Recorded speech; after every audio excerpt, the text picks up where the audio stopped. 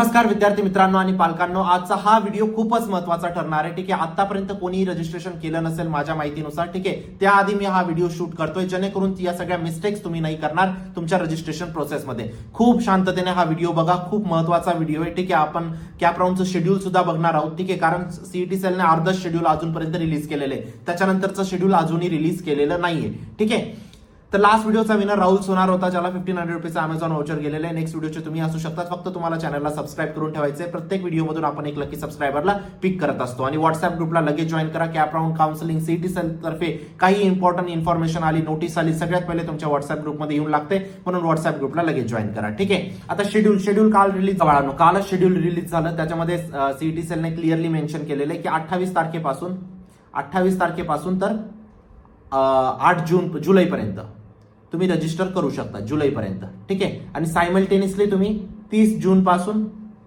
तर 9 जुलैपर्यंत व्हेरिफिकेशन करू शकता. हे दोघी गोष्ट सायमल्टेनियसली चालतात. ठीक आहे, आता डॉक्युमेंट व्हेरिफिकेशन तुम्ही ऑफलाईन माझ्या पद्धतीने चूज केलं पाहिजे. नेहमी प्रत्येक विद्यार्थ्याने डॉक्युमेंट व्हेरिफिकेशन ऑफलाईन चूज करा, फिजिकल मोड चूज करा. ठीक आहे, कारण ऑनलाईन मोड मध्ये खूप जास्त मिस्टेक तुमच्याकडून होतात आणि फिजिकल मोड मध्ये खूप सोपं असतं बाळांनो. लगेच तुम्ही डॉक्युमेंट द्या, स्टॅम्प मारून लगेच तुमचं व्हेरिफिकेशन होऊन जातं. म्हणून माझ्या पद्धतीने मी तुम्हाला सजेस्ट करतो की ऑफलाईन चूज करा.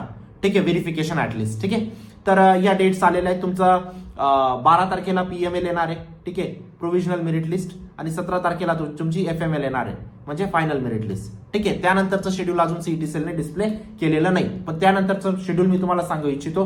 30 जुलैच्या आत तुमचा फर्स्ट राऊंड होऊन जाईल,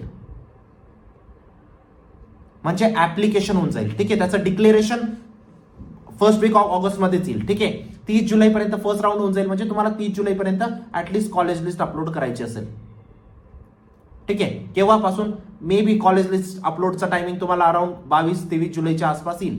ठीक आहे, 22-23 जुलैपासून तर तुम्ही 30 जुलैपर्यंत सगळ्यात जास्त चान्सेस आहेत तुम्ही करू शकता. ठीक आहे, एक्सटेंड होणारच आहे. ठीक आहे, थोडंफार एक्सटेंड होईलच, पण हे मी टेंटेटिव्ह शेड्यूल तुम्हाला देतोय, ते अजून आलेलं नाही फायनल शेड्यूल. ठीक आहे, चला आता ज्या विद्यार्थ्यांनी अजूनपर्यंत कॉलेज लिस्टसाठी अप्लाय केलं नसेल, आता खूप कमी दिवस आपली काउन्सिलिंगची बॅच ऑन राहणार आहे. लगेच आता आपण क्लोज करतोय. ठीक आहे, मॅक्स टू मॅक्स 4-5 दिवस आपण ऑन ठेवू, त्यानंतर आपण बंद करणार आहोत. म्हणून लगेच रजिस्टर केला. जर रजिस्टर केलं नसेल तर लिंक डिस्क्रिप्शन बॉक्समध्ये टाकलेली आहे. ठीक आहे, लास्ट इयर असे खूप सारे विद्यार्थी होते ज्यांचे खूप कमी पर्सेंटाईल पण होते, तरी ते आज चांगल्या कॉलेजेसमध्ये शिकताय. का?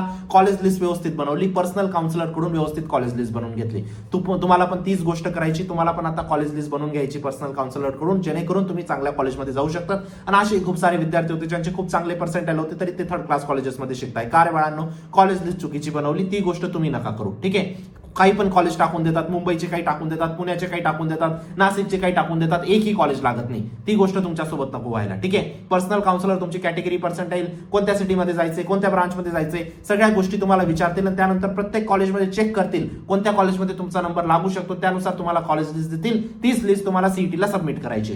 गोष्ट समजते? चांगले पर्सेंटाईल, बॅड पर्सेंटाईल, अजूनही एक चांगलं कॉलेज भेटू शकतं जर कॉलेज लिस्ट व्यवस्थित बनवली तर. सगळे फीचर्स तुम्ही पर्सनल काउन्सिलिंगचे इथं बघू शकतात.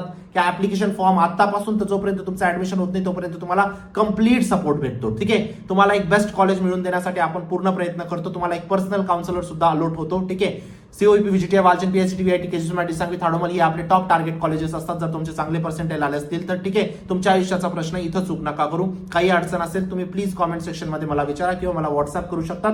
आणि न्यूटर्न ऍप डाउनलोड करून तुम्ही लगेच एनरोल करा, कारण खूप लिमिटेड सीट्स उरलेल्या आहेत. ठीक आहे, तुमच्या आयुष्याचा प्रश्न आहे. इथं एक चूक केली तुम्हाला नेक्स्ट 3-4 वर्ष भोगावे लागतील. ती 4 वर्षानंतर रिग्रेट करण्यापेक्षा आताच व्यवस्थित कॉलेज लिस्ट वगैरे बनवा पर्सनल काउन्सिलर कडून. चला, आता पहिली मिस्टेक जे विद्यार्थी करतात, रजिस्ट्रेशन ऑन फर्स्ट डेट. आजच रजिस्ट्रेशन चालू करून देतील, काही गरज नाही. ठीक आहे, सफिशियंट टाइम दिलेला आहे तुम्हाला. 28 तारीख पासून तर 8 जुलैपर्यंत खूप मोठा टाइम आहे बाळांनो. तुम्हाला आज रजिस्ट्रेशन करायची गरज नाही. का रे बाळांनो मी असं का सांगतोय? पहिली गोष्ट, साईट तुमची सर्व्हर डाऊन होऊन जातं. काय होऊन जातं? सर्व्हर डाऊन होऊन जातं. दुसरी गोष्ट, सर्व्हर हँग होऊन जाते, तुमची साईट हँग होऊन जाते. डॉक्युमेंट्स काही अपलोड होतात, काही अपलोड होत नाही. डॉक्युमेंट अपलोडेशन फेल होऊन जातं. भरपूर गोष्टी होतात. ठीक आहे, आणि सीईटी सेलचे काही चेंजेस पण चालू असतात. त्यामुळे 1-2 दिवस थांबा.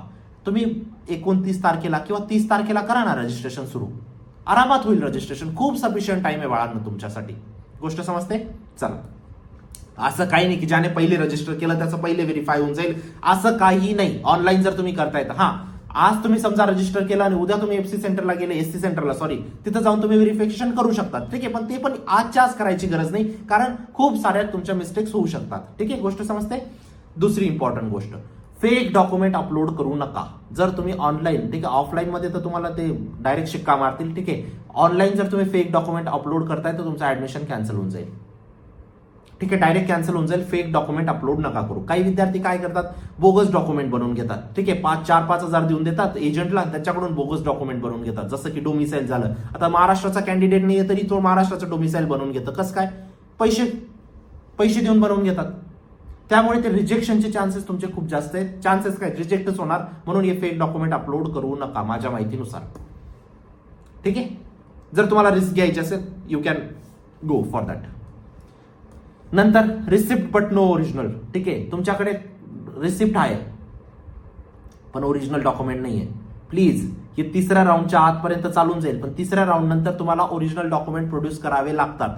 कारण चौथ्या राऊंडसाठी तुम्ही ऍटलीस्ट ओपन मधून ऍडमिशन घेऊ शकता जर तुमचे ओरिजिनल डॉक्युमेंट प्रोड्यूस झाले नाही तर.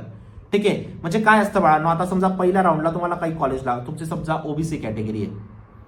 ठीक आहे, तुमच्याकडे व्हॅलिडिटी नाही, व्हॅलिडिटी येणार आहे सर, रिसिप्ट आहे आमच्याकडे, व्हॅलिडिटी नाही आतापर्यंत. व्हॅलिडिटी येणार आहे, पण तिसऱ्या राऊंडच्या आत, तिसरा राऊंड जेव्हा लागतो तेव्हापर्यंत तुमची व्हॅलिडिटी आली पाहिजे. अदरवाईज पहिल्या राऊंडला जे तुमच्या ओबीसीच्या मदतीने तुम्हाला जे चांगलं कॉलेज लागलं होतं ना, ते तिसऱ्या राऊंड पर्यंत तेच कॉलेज निघून जाईल. ते कॉलेज तुमच्या हातात राहणार नाही. आता म्हणणार की सर माझे 98% होते आणि ओबीसीचं सर्टिफिकेट लावून मला सीओईपीचं सीट भेटलं होतं, पण ओरिजिनल सर्टिफिकेट मी देऊ शकलो नाही तिसऱ्या चौथ्या राऊंड पर्यंत. तुमचं सीओईपी कॉलेज कॅन्सल. ही चूक नका करू. ठीक आहे, जर ओरिजिनल येणार असेल, शुअर असणार तरच ओबीसी मधून फॉर्म भरा.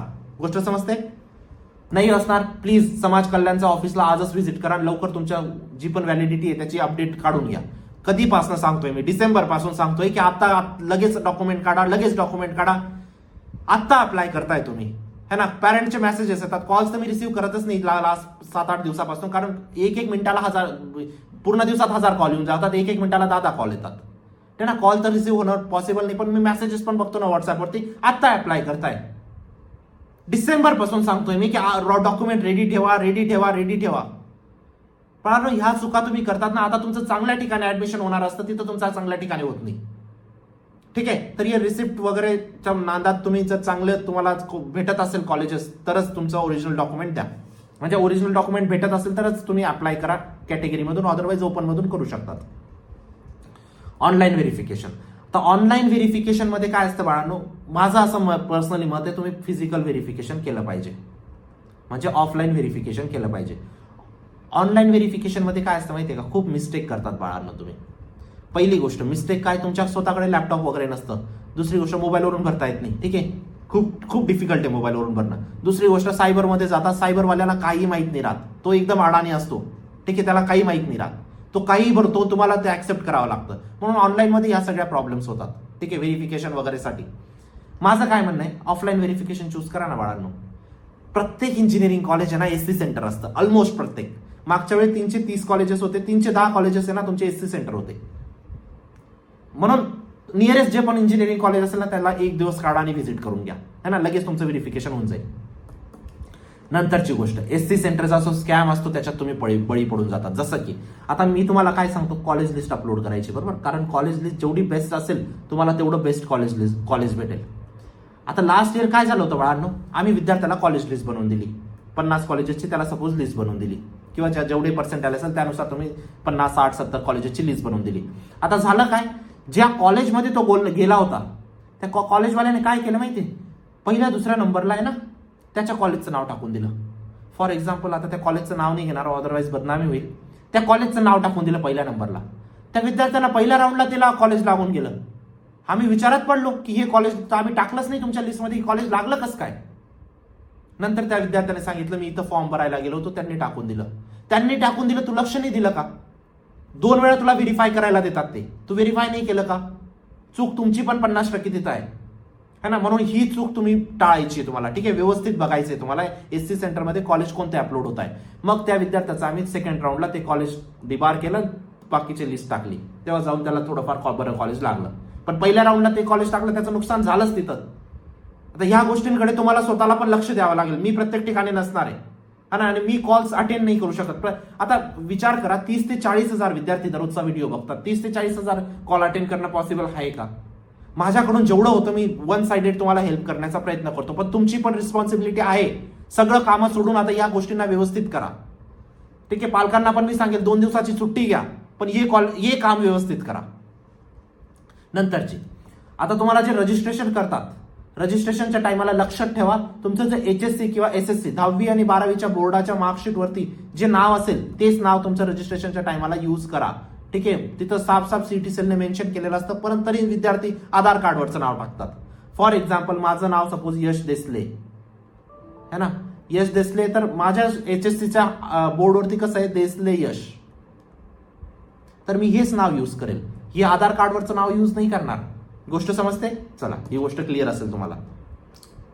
Don't apply for multiple seats. For example, जर तुम्ही ओबीसी कॅन्डिडेट आहात तर तुम्ही TFWS ला काय अप्लाय करताय?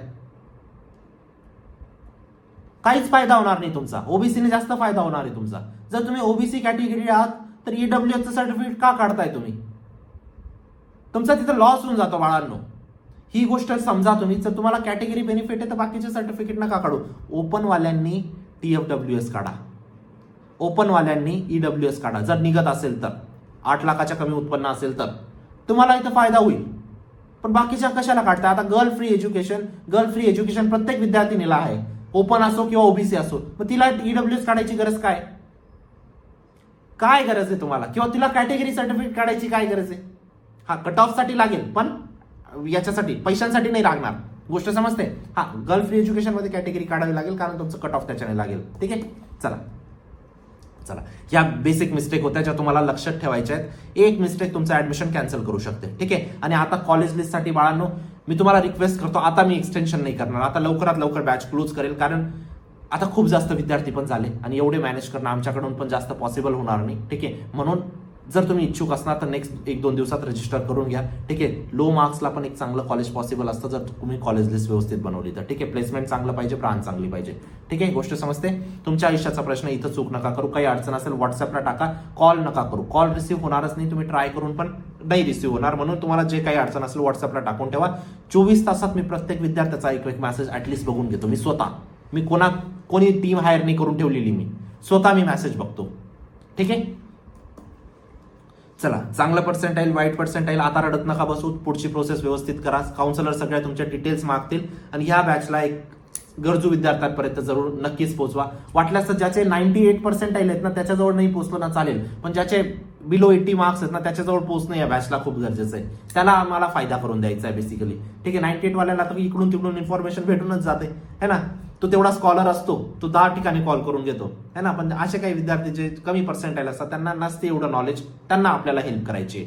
चला, व्हॉट्सअप ग्रुपला लगेच जॉईन करा आणि चॅनलला नक्की सबस्क्राईब करा. भेटूया नंतरच्या व्हिडिओमध्ये. तोपर्यंत बाय, टेक केअर, थँक्यू.